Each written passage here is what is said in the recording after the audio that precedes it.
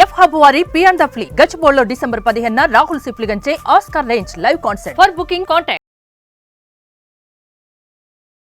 Welcome to Suman TV. నేను మీ Suman TV. నాకు మంచు మోహన్ బాబు గారి ఫ్యామిలీలో జరుగుతున్నటువంటి కొన్ని ఇన్సిడెంట్స్ ఎక్కడి నుంచి స్టార్ట్ అయ్యాయనంటే మనోజ్ పెళ్లి దగ్గర నుంచే స్టార్ట్ అయ్యాయా అనంటే కొన్ని కీలక విషయాలు వాటికి సంబంధించినటువంటి వాటిలో అవును అనేటువంటి కథనాలు ఎక్కువ మనకు వినిపిస్తూ ఉంటాయి. అయితే దీనికి సంబంధించి ముందు నుంచి మంచు విష్ణుకి అండ్ మనోజ్కి మధ్య గొడవలు కూడా జరుగుతున్నాయనేటువంటిది రకరకాల కథనాల్లో ముందు నుంచి చూసి ఉన్నాం. అండ్ 1 year బ్యాక్ కూడా దానికి సంబంధించినటువంటి అప్డేట్స్ అయితే కొన్ని మనం చూడటం జరిగింది. మంచు విష్ణు ఏ విధంగా అయితే మనోజ్ మీదకి వెళ్ళటం జరిగింది అనేటువంటి దానికి కొన్ని వీడియో క్లిప్పింగ్స్ కూడా బయటికి రావడం జరిగింది. దాని తర్వాత అదేదో ఒక్కొక్క షో లాగా ఫర్దర్గా తెలుస్తాయని చెప్పి ఒక వీడియోని రిలీజ్ చేసే ప్రయత్నం కూడా చేయడం జరిగింది. అయితే మనోజ్ పెళ్లి దగ్గర నుంచి కనుక మనం చూసుకుంటే ఆ ఇంట్లో గొడవలు మొదలయ్యాయా, ఏమైంది, దీనికి సంబంధించింది అనేది ఈరోజు మనతో పాటు హైకోర్టు అడ్వకేట్ రవీంద్రనాథ్ గారు ఉన్నారు. పూర్తిగా అది వారి మాటలోనే తెలుసుకుందాం. నమస్కారం సార్. నమస్కారం నాగరాజ్ గారు. మంచు మనోజ్ పెళ్లి దగ్గర నుంచే ఇంట్లో గొడవలు స్టార్ట్ అయ్యాయా? ఎందుకంటే దీనికి సంబంధించినటువంటి వాటిలో మౌనిక ఇంట్లోకి రావటాన్ని మోహన్ బాబు గారు వ్యతిరేకిస్తున్నారు అనేటువంటి దాని మీద రకరకాల కథనాలు మనం చూస్తున్నాం. ఈవెన్ మంచు మనోజ్ గారు నేను మాట్లాడిన దాన్ని బట్టి కూడా మనం చూసుకుంటే దాంట్లో కొన్ని స్టేట్మెంట్ని కనుక మనం అబ్జర్వ్ చేస్తే నిజంగానే మౌనికతోనే ప్రాబ్లమా అన్న డెఫినెట్గా సందేహాలు అయితే రాకమానదు. వెరీ ఇంట్రెస్టింగ్ క్వశ్చన్ నాగరాజ్ గారు. ముఖ్యంగా మంచు మనోజ్ గారు, ఇది మనం ఒక 3 క్యారెక్టరిస్టిక్స్ తీసుకుందాం. మంచు ఫ్యామిలీ, భూమా ఫ్యామిలీ. మంచు మోహన్ బాబు గారి కుటుంబంలో విష్ణు గారు, మన లక్ష్మీప్రసన్న గారు, అదేవిధంగా మంచు మనోజ్ గారు, ఇదంతా ఒక ఫ్యామిలీ. భూమా ఫ్యామిలీ వేరు. 2023లో ఎప్పుడైతే మంచు మనోజ్ గారికి ముఖ్యంగా భూమా మౌనికారెడ్డి గారితో మ్యారేజ్ అయిందో అప్పటి నుంచి ఆ ఇంట్లో కాస్త వివాదాలు, ముఖ్యంగా డిస్టర్బెన్సెస్ స్టార్ట్ అయ్యాయని అయితే మాత్రం మనం చెప్పుకోవచ్చు. ఇది ఎందుకు మనం ఈ విషయం చెప్పగలుగుతున్నామంటే నిన్న మధ్యాహ్నం చెప్పినటువంటి మంచు మనోజ్ గారు ప్రస్తుతం మీడియాతో మాట్లాడుతూ కొన్ని విషయాలు ఆయన కొన్ని కీలకమైన విషయాలు మాట్లాడారు. మరలా దీన్ని కంటిన్యూషన్గా మళ్ళీ ఈవినింగ్ 5:30కి చెప్తామని చెప్పారు. బట్ సిపి నుంచి కొన్ని గైడ్లైన్స్ అనుకుంటా బహుశా ప్రెస్ మీట్ పెట్టలేదు. బట్ ఆయన కొన్ని క్రూషియల్ పాయింట్స్ మాత్రం చెప్పడం జరిగింది. ఒకటి ముఖ్యంగా మనోజ్ గారు ఎలా అయిపోయారంటే 2 వైపులా ఇబ్బంది పడుతున్నారు. ఒకటి మంచు ఫ్యామిలీతో, తన ఫ్యామిలీతో ఫైట్ చేస్తున్నారు. అట్ ద సేమ్ టైం తన భార్య భూమా మౌనికారెడ్డి గారి యొక్క ఫ్యామిలీలో కూడా కొన్ని డిస్టర్బెన్స్ ఉన్నట్టుగా తెలుస్తుంది. మనం కాస్త భూమా అంటే ఇప్పటివరకు అందరం మనం మాట్లాడుకుంటున్నాం మంచు ఫ్యామిలీ. ఇది కాకుండా భూమా మౌనికారెడ్డి గారి ఫ్యామిలీ కాస్త మనం టచ్ చేయగలిగితే అక్కడ కొన్ని విషయాలు వెలుగులోకి వచ్చాయి. అదే మీతో పంచుకునే ప్రయత్నం చేస్తాను నాగరాజ్ గారు. ముఖ్యంగా భూమా మౌనికారెడ్డి గారు ఎవరు అంటే ఈవిడ భూమా నాగిరెడ్డి గారు, భూమా శోభ గారి యొక్క రెండో అమ్మాయి. అంటే భూమా నాగిరెడ్డి గారు ఎవరు? ఈయన 1996లో ముఖ్యంగా ఆలగడ్డ నియోజకవర్గం, నంద్యాల దగ్గర ఉన్నటువంటి ఆలగడ్డ నియోజకవర్గం నుంచి 1996లో ఆయన పివి నరసింహారావు గారు, అప్పట్లో ఉన్నటువంటి అంతకు ముందు ఉన్నటువంటి ప్రధానమంత్రి హోదాలో పనిచేసినటువంటి పివి నరసింహారావు గారు ఎప్పుడైతే నంద్యాల నియోజకవర్గం నుంచి పోటీ చేస్తున్నారో అప్పుడు ఆలగడ్డ నుంచి ఈయన పోటీ చేసి ఆయన మీద ఎన్నికయ్యారు. సో 1996 నుంచి భూమా నాగిరెడ్డి గారు అన్న వ్యక్తి ముఖ్యంగా టీడీపీ పార్టీలో ఒక కీలకమైన నేతగా ఎదిగారు. ముందుగా జిల్లా పరిషత్ చైర్మన్గా ఎన్నికైనటువంటి భూమా నాగిరెడ్డి గారు అంచెంచెలుగా ఎదుగుతూ వచ్చారు. భూమా నాగిరెడ్డి గారికి పూర్తిగా సపోర్ట్గా ఉండేవారు భూమా శోభ గారు. వీళ్ళకి 3 పిల్లలు. అందులో పెద్దమ్మాయి పేరు భూమా అఖిలప్రియ. ప్రస్తుతం ఆమె మన తెలుగుదేశం పార్టీ తరఫున ఆలగడ్డ నియోజకవర్గం నుంచి ఆవిడ ఎమ్మెల్యేగా ఉన్నారు. రెండో వ్యక్తి భూమా మౌనిక, ఇప్పుడు మన మంచు మనోజ్ గారి యొక్క భార్య. మూడో వ్యక్తి జగత్ విఖ్యాత రెడ్డి అని ఒక తమ్ముడు కూడా. అంటే 2 అమ్మాయిలు, ఒక అబ్బాయి భూమా నాగిరెడ్డి గారికి. 2014లో జరిగిన యాక్సిడెంట్లో భూమా శోభ గారు యాక్సిడెంట్లో చనిపోయారు. ముఖ్యంగా ఆవిడ నంద్యాల నుంచి ఆలగడ్డ వెళ్తుండగా ఆ రోడ్డు ప్రమాదానికి గురి అప్పుడు శోభ గారు చనిపోవడం జరిగింది. 2014లో చనిపోయిన తర్వాత భార్య లేని లోటు ఎవరో పుట్టిన విషయంతో చాలా మంచి ఎఫెక్షన్ ఉండేది ముఖ్యంగా భూమా నాగిరెడ్డి గారికి, శోభ గారికి మధ్య. ఈ ఇద్దరు ఎఫెక్షన్లో ఎప్పుడైతే శోభ గారు మరణించారో తర్వాత కొన్ని రాజకీయ కారణాలు, రకరకాల డిస్టర్బెన్స్ కూడా జరిగాయి. తర్వాత మళ్ళీ ప్రజారాజ్యం పార్టీలో వీళ్ళిద్దరు కూడా జాయిన్ అవ్వడం, ప్రజారాజ్యం పార్టీలో కూడా కీలకంగా నేతలుగా కూడా ఎదిగారు. దాంతో కొన్ని డిస్టర్బెన్స్ జరిగాయి.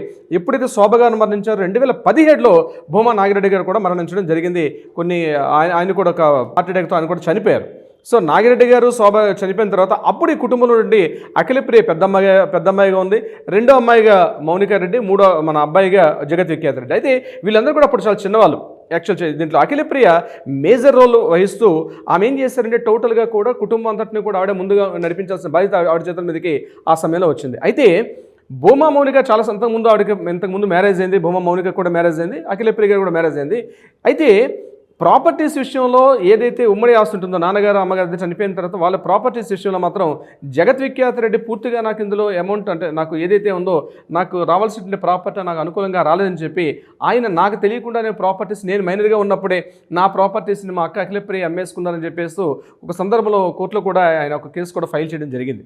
At the same time Bhuma Mounika Reddy గారు కూడా చాలా సందర్భాల్లో ఈ ప్రాపర్టీ ఏదైతే ఉందో పూర్తిగా డివిజన్ చేసి ఇచ్చేసామని చెప్పి కూడా చాలా సందర్భాలు అడిగినప్పుడు కూడా ఇప్పుడు అంత అవసరం లేదని చెప్తూ ఆవిడ కాస్త వెనక్కి తగ్గారని చెప్పి అఖిలప్రియ గారు వెనక్కి వెళ్ళని కూడా కొన్ని కథనాలు కూడా మనకు కనిపిస్తున్నాయి. ఈ సందర్భంలో ఇప్పటివరకు అయితే మనకు అందిన ఇన్ఫర్మేషన్ ప్రకారం వాళ్ళ ప్రాపర్టీస్ ఉమ్మడి ఆస్తి వాళ్ళ పేరెంట్స్ నుంచి చూస్తున్న ప్రాపర్టీ ఏదైతే ఉందో ఇప్పటికి కూడా వాళ్ళు విభజించుకున్నట్టుగా మనకు అందిన ఇన్ఫర్మేషన్ ప్రకారం అయితే లేదు.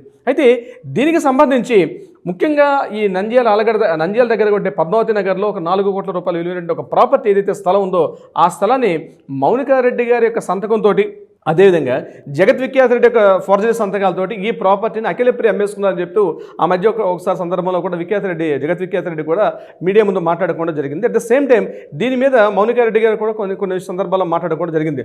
ఆ ప్రాపర్టీస్ చాలా ప్రాపర్టీ తర్వాత తెలుసుకునే విషయం ఏంటంటే మౌనికారెడ్డి గారికి సంబంధించిన చాలా ప్రాపర్టీస్ అన్నీ కూడా వీళ్ళ సంబంధం లేకుండా వీళ్ళ సంతకాలు లేకుండా ఫోర్జరీ సంతకాలతోటి చాలా ప్రాపర్టీస్ కొన్ని అమ్మేశారు. అదేవిధంగా కొన్ని యొక్క ల్యాండ్ దస్తావేజులు ప్రాపర్టీస్ అన్నీ కూడా బ్యాంకుల్లో పెట్టి కూడా కొంత లోన్స్ తీసుకోవడం కూడా జరిగింది అని చెప్తూ మౌనికారెడ్డి గారు సుమారుగా 10 కోట్ల రూపాయలు విలువైన ప్రాపర్టీస్ ఏవైతే ఉన్నాయో అదంతా కూడా పూర్తిగా ఫోర్జరీకి లోనైంది అని చెప్తూ అఖిలప్రియ గారి విషయంలో చాలా సందర్భాల్లో చేయడం కూడా జరిగింది. అయితే ఈ రకంగా ఫ్యామిలీ డిస్టర్బెన్స్ అన్నవి ఒకవైపు మౌనికారెడ్డి నుంచి కూడా కంప్లీట్గా ఉన్నాయి. అఖిలప్రియ మీరు చూసినట్టే ప్రెసిడెంట్ ఆవిడ సిట్టింగ్ ఎమ్మెల్యేగా ఉండడం వల్ల కూడా వీళ్ళు గట్టిగా మాట్లాడలేకపోతున్నారు అన్నటువంటి విషయం అయితే మనకి గట్టిగా తెలుస్తుంది.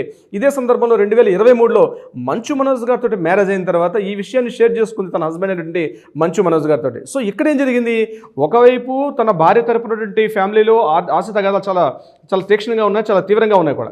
At the same time Manchu Manoj గారి ఫ్యామిలీలో ఉన్నటువంటి విషయాల్లో కూడా ఇక్కడ ప్రాపర్టీస్ 4-5 years బ్యాకే డిస్ట్రిబ్యూషన్ జరిగినప్పుడు కూడా మంచు మనోజ్ గారికి అనుకున్నంత ప్రాపర్టీ ఇవ్వలేదనే విషయం మీద ఆయన చాలా సందర్భాల్లో కూడా మాట్లాడడం కూడా జరిగింది. ముఖ్యంగా శ్రీ విద్యానికేతన్ స్కూల్కి సంబంధించి అక్కడ ట్రస్ట్ బోర్డులో ఆయన పేరు లేకపోవడం, అక్కడ ఉన్నటువంటి ఎవరైతే వినయ్ మహేశ్వర్ అనే వ్యక్తి ఈయనకి దగ్గర బంధువు కావడం, ఆయన కూడా ఇంతకుముందు సాక్షి మీడియాలో ఒక సీఈఓగా పనిచేయడం, అప్పుడు పరిచయమైన వ్యక్తి ఆ పరిచయాలతో అతని భార్య వీరేణుకారెడ్డి కూడా ఆ రకంగానే పరిచయం, అతను పూర్తిగా జగన్మోహన్ రెడ్డికి దగ్గర బంధువు, ఇదంతా కూడా ఫ్యామిలీకి సంబంధించిన ఒక ఇష్యూ అయినప్పుడు కూడా ప్రాపర్టీస్ విషయంలో మాత్రం మంచు మనోజ్ గారికి అనుకున్నంతగా జరగలేదు. అయితే దాని తర్వాత జరిగిన చాలా మూవీస్ యాక్షన్లో నేను పూర్తిగా ఒక కూలివాడిగా పనిచేశాను, కొన్ని ఫైట్ సీన్స్లో కానీ లేకపోతే పాట సాంగ్స్లో కానీ నేను చాలా యాక్ట్ చేశాను, కానీ నేను ఈవెన్ ₹1 కూడా తీసుకోలేదని చెప్పి మంచు మనోజ్ గారు కూడా నిన్న మాట్లాడడం కూడా జరిగింది.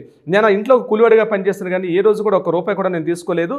తర్వాత మౌనికారెడ్డి గారు, నా భార్యకి ఈ రోజు ఉన్నటువంటి ఒక టాయ్స్ కంపెనీ ఉంది, అది మేము చెన్నై నుంచి ఆపరేషన్ చేస్తున్నాం, అది కాశ్మీర్ టు కన్యాకుమారి వరకు ఉన్నటువంటి ఆ లావాదేవీలు మాత్రం ఇప్పుడు నేను చూస్తున్నాను, నాకు ఫ్యామిలీ దగ్గర నుంచి ₹1 కూడా తీసుకోలేదు, కానీ నన్ను చాలా వరకు నేను ఫ్యామిలీకి ఉపయోగపడ్డాను అని చెప్పడం కూడా జరిగింది. అంటే ఒకవైపు ఏదైతే ఫ్యామిలీ ప్రాపర్టీస్ ఉన్నాయో, ఇప్పుడు ముఖ్యంగా మోహన్ బాబు గారికి సంబంధించిన హౌస్ కావచ్చు, ఆయన ఫామ్ హౌసెస్ ఎసెట్స్ కావచ్చు, శ్రీ విద్యానికేతన్ స్కూల్, ఇవి మనకు తెలిసినటువంటి ఇవి మనకి ఫిజికల్గా కనిపిస్తున్న ప్రాపర్టీస్. ఇవి కాకుండా కొన్ని కాపీ రైట్స్ ఉంటాయి, అదేవిధంగా ఆయనకు సంబంధించిన కొన్ని ఇంటలెక్చువల్ ప్రాపర్టీస్ కూడా చాలా, ఎందుకంటే ఆయన సినిమాలకి ప్రొడ్యూస్ చేశారు, అదేవిధంగా ఆయన కొన్ని సినిమాలకి ప్రొడ్యూస్ చేయడం, కొన్ని సినిమాలకి కథలు కూడా అందించారు ఆయన. సో ప్రాపర్టీస్ అంటే ఇంటలెక్చువల్ ప్రాపర్టీస్ కూడా ఉన్నాయి.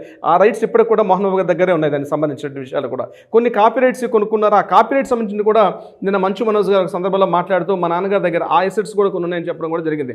సో ఆ ఎసెట్స్ ఇప్పుడు ఆయన చేతిలో ఉన్నాయి, కానీ ఫిజికల్ ఎసెట్స్ ఏదైతే ఉంటాయో, అంటే ముఖ్యంగా ఈ ల్యాండ్స్, గోల్డ్, వీటికి సంబంధించి మాత్రమే మనోజ్ గారికి విష్ణు గారికి మధ్య డివిజన్ చేయడం జరిగింది. అయితే ఈ సందర్భంలో శ్రీ విద్యానికేతన్ స్కూల్ ఒక్కటే ఇన్కమ్ మాత్రమే పూర్తి ఆదాయ వనరుగా వీళ్ళ ఫ్యామిలీ అవుతున్నప్పుడు అందులో ఈయన పాత్ర లేకపోవడం, ఏదైతే ఈ వినయ్ మహేశ్వరి గారు అనే వ్యక్తి కీలకంగా ఈ శ్రీ విద్యానికేతన్ స్కూల్కి సంబంధించి పనిచేస్తున్నారో దాని మీద కొన్ని రకాల ఆర్థిక అవకతవకలు జరిగాయని చెప్తూ గతంలో కొన్నిసార్లు 2023లో కొంత డిస్కషన్స్ వచ్చినప్పుడు ఈయన ఒక మెయిల్ కూడా రాశారని చెప్పడం కూడా జరిగింది. ఏదేమైనప్పుడు కూడా ప్రాపర్టీస్ విషయంలో ఇక్కడ మంచు మనోజ్ గారు ఇబ్బంది పడుతున్నారు, at the same time Mounika అని కూడా ఇబ్బంది పడుతున్నారు. అయితే నాకు తెలిసిన ఇన్ఫర్మేషన్ ప్రకారం ఆల్రెడీ భూమా ఫ్యామిలీలో సంబంధించి కొన్ని ఆర్థిక అవకతవకలు గొడవలు బాగా తీవ్రంగా జరుగుతున్నాయి, కాబట్టి ఇటువంటి వ్యక్తి మన లైఫ్లో ఉండడం కరెక్ట్ కాదని చెప్పి చాలాసార్లు మందలించాలనే విషయం కొంతమంది సన్నిహిత వర్గాలు కూడా చెప్పడం జరిగింది.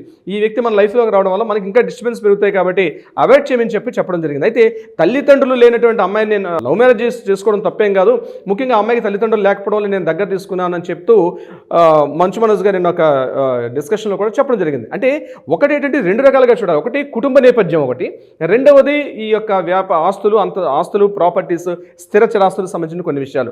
ఇక్కడ మనం ఈ విషయంలో మాట్లాడుకుంటే మౌనికారెడ్డి గారు కూడా చాలా తీవ్ర ఇబ్బందులు ఇబ్బందుల్లో ఉండడం అయితే జరుగుతుంది. ముఖ్యంగా తన సిస్టర్ అఖిలప్రియ ద్వారా గారు అదేవిధంగా జగత్ విఖ్యాత రెడ్డి. అయితే జరుగుతున్న సంఘటనలు చూస్తే జగత్ విఖ్యాత రెడ్డి గారు అదేవిధంగా భూమ మౌనిక కలిస్తే మాత్రం అఖిలప్రియ గారి మీద ఖచ్చితంగా ఒక షూట్ ఫైల్ చేసే అవకాశం కూడా ఉన్నట్టుగా మనకి కొన్ని సన్నిహిత వర్గాలు చెప్తున్నారు నాగరాజ్ గారు. బట్ ఎక్కడి నుంచి ఎక్కడికెక్కడికో వెళ్తుంది కదా సార్ ఇది. అదే కదా నాగరాజ్ గారు, ఏదేమైనప్పుడు కూడా ఆస్తులు అనేవి మనుషుల మధ్య అంతరాలు పెంచుతుందనడంలో ఎటువంటి సందేహం అయితే లేదు నాగరాజ్ గారు. చూద్దామండి ఏ మేరకు వెళ్తుంది అనేది. Anyways thank you so much Rabindranath garu. Thank you so much Nagaraj గారు.